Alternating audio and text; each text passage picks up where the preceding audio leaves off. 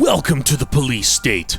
Can I see your digital ID? Have you renewed your oxygen subscription yet? You seem a little agitated, maybe even tired. So I'm gonna shut your car down so you can take a breather, gather your thoughts. Oh, your license plate has the same last three letters as a car that was stolen 3,000 miles away. That's more than enough info for me to send an armed SWAT team to your house. You don't like how I'm treating you? Well, all I have to say is, flock you and go flock yourself. This is the police state, but more importantly, welcome to a breaking news episode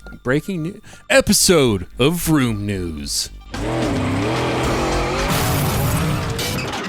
Vroom News! Alright, so I had to talk about this. It's fairly relevant, I would say, as an automotive YouTuber, because one of the most recent stories has to do with an automotive journalist driving a nice car and Flock kind of trying to ruin their life through just being a garbage piece of technology. So Flock, for those of you that don't know, is a private company with government contracts that uses AI to survey the public, whether it's their license plates or anything else that they can use to differentiate one person from another. It's really quite creepy, and we're going to get into just how problematic Flock is.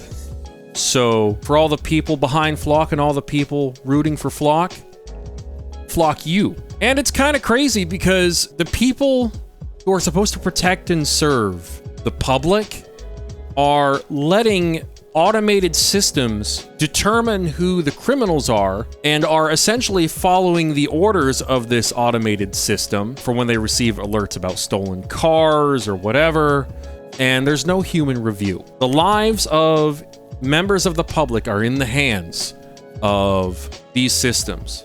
Basically, if Flock decides you're a problem for whatever reason, it will use the police as the tool to deal with you. There have been countless instances of Flock just being a defective piece of technology and not working correctly and going after the wrong people. And one of the most recent big examples is an automotive journalist, a writer for The Drive, which I think used to just be called Drive, but doesn't matter. There was an issue where the license plate on the Range Rover the journalist was testing had a very similar license plate number combination to a stolen vehicle. I think it might have been a difference of 1 or 2 letters, and the Flock cameras and the systems using the images generated by those cameras could not accurately depict and recognize some of the letters and numbers on the Range Rover's license plate. And so as a result, it thought it was the same plate as a car stolen several states away and put out an alert. And so this journalist driving this Range Rover was swarmed by squad cars because Flock said, hey, even though the picture is a little blurry and a little smudgy, we're pretty sure that's your guy. You should go get him, when it wasn't. I mean, the car that it thought it was in, I think, LA. This wasn't LA. It wasn't the same car. It wasn't the same plate. It just misread the license plate. It was impossibly far away for it to be the same person and same car. And charmingly, one of the officers who had detained or gone after the journalist basically said, this isn't verbatim, but I'll put the quote on the screen, "You're lucky it wasn't a different part of town because we would have come with our guns drawn if it was." Jesus Christ. Could you imagine being told, hey, if Flock had told us to come after you in a different part of town, your chances of getting shot for no reason whatsoever would have increased drastically. Hope that makes you feel comfortable. I'm here to protect and serve.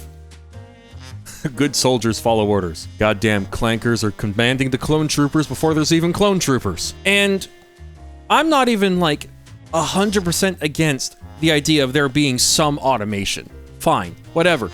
But there was no human review. That is what makes this so dangerous, is that it was just this automated alert. Hey, there's a stolen car in the area. This is the plate. This is the make and model. Go get him. It's crazy. Like, that could happen to actually anyone. And because Flock is so far from being infallible, the LAPD let its flock contract expire because the system was so prone to mistakes. In just a 2-month period, the automated cameras made 161 false stolen vehicle alerts.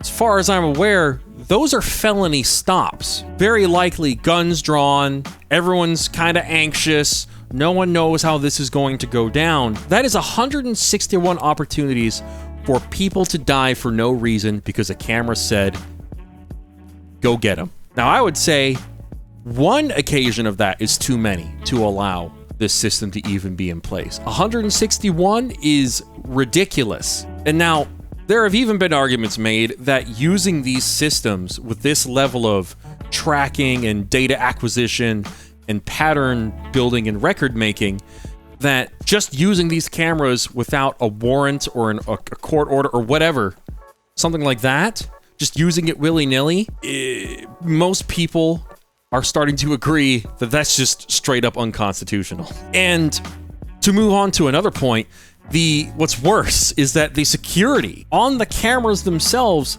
is allegedly so bad that hacking them, you can't even really call it hacking. You can just brute force your way, if you're good at brute forcing passwords, and just gain full access to the cameras and all of their functionality. I mean, if you're the sort of person that would make an appearance on Chris Hansen's show, this is the perfect tool for you. And, you know, poor security and inaccuracy aside, what that means is that this is a predator's dream weapon of choice. And this has been demonstrated by multiple, an extraordinarily terrifying amount of cases of police personnel using these systems to harass, single out, stalk innocent women, exes, I've heard people say business partners, and so on. That's just the police personnel, and that's just the people that have been caught. Some of them are facing consequences, some of them have avoided jail time. It's pretty bad. But these cameras are being used by the people that are supposed to be using them to protect us. They're just exploiting them to go out and be cyberpunk levels of creepy. Not only is Big Brother watching, but what are you doing, Big Step Brother? And the people at Flock, or one person representing them, or like an engineer or something like that, they claim that the cameras aren't designed to track people, all right? But they can be, or are designed with a feature that allows them to track moving objects. This is a Flock camera known as a Condor. Unlike the Falcon license plate reader camera, you'll notice this does track the movements of people. Whether or not it was designed to specifically track a person, you can see right now, in real time, no matter which way I move, the camera moves with me. It's called Guardian mode, that allows the camera to just know if there's movement from a person in the screen. Now maybe Flock AI just thinks people are objects, because some will move and track your movements if Guardian mode is enabled. I mean, people aren't fixtures, they move. So obviously, if it tracks moving objects, it's going to track people. And this has been recorded. Instances of this have been recorded, of cameras tracking people moving around. The camera turning and pivoting to keep an eye on them. But they don't track people. They track objects. Maybe Flock allegedly just doesn't see people as human beings, but just furniture that moves around? I don't know. Maybe we're just props. And I think it was the CEO, and I don't even have to say this as an alleged thing, but like D-Flock and all that, who are anti-Flock, are terrorists. We live in a beautifully democratic, capitalistic country where we can fight in court. And I have a lot of respect for those groups because they have reasonable debates and we follow the law. And then unfortunately there's terroristic organizations like D-Flock, whose primary motivation is chaos. Which is incredibly ironic given the dictionary definition of terrorists. Because let's say hypothetically someone cuts down a Flock camera. How is that person a terrorist? Who are they trying to instill fear in?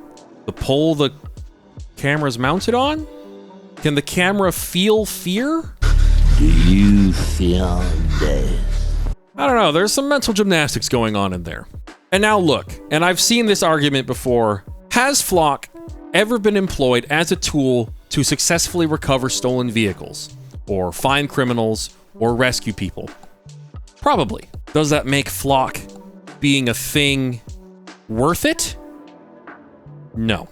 I'm going to butcher the Ben Franklin quote a little bit, but basically, people who are willing to give up liberty for protection deserve neither. A man who says a surveillance state like this doesn't bother him because he has nothing to hide is the same as a man saying freedom of speech isn't important because I have nothing to say. And you may not be the criminal that Flock is after today, but you could be tomorrow. The people in charge could arbitrarily decide something you do every day that is legal is illegal tomorrow. We've lived through a pandemic. We've lived through curfews and lockdowns. Sometime in the future, there could be another pandemic. And imagine this. Imagine this system is in place to enforce a curfew that maybe you don't agree with, or it coincides with your work schedule, or something else that's important to you. But the Flock safety system enforces this curfew with no exceptions. Maybe you need to go out and get food, meet with friends, or go to work at night, like many of us, including myself. And one of these cameras catches you out after curfew and gives you a fine, potentially a really expensive one. You may not be a criminal today, but you could be tomorrow. A system this invasive, if it's going to be automated and not have any human review, it needs to be infallible. It needs to make zero mistakes 100% of the time. And even then, I think it should still have human review. Otherwise, obviously, we're better off without it. And a system so easily exploited by bad people? I'm sorry, even just one case of someone being harassed, stalked, or whatever, singled out because of these tools that are available to them, just one case means it's gotta go. And like with the automotive journalists, if this tool can make a mistake that puts even one person's life at risk, it's not worth it. No matter how many cars it's recovered, or people it's found, or criminals it's caught. If one innocent person is put in danger, hurt, or killed because of this system making a mistake, it's not worth it. And for whatever reason, the people that are supposed to protect and serve us don't even want to do just that. They're letting the cameras do their jobs. They're letting the cameras give them their orders. It's terrifying. So I just wanted to say my piece on this. I feel like the correct stance on this issue is very obvious and very clear, so long as you have critical thinking skills beyond that of a third grader. So yeah, flock off, Flock safety, and leave us alone.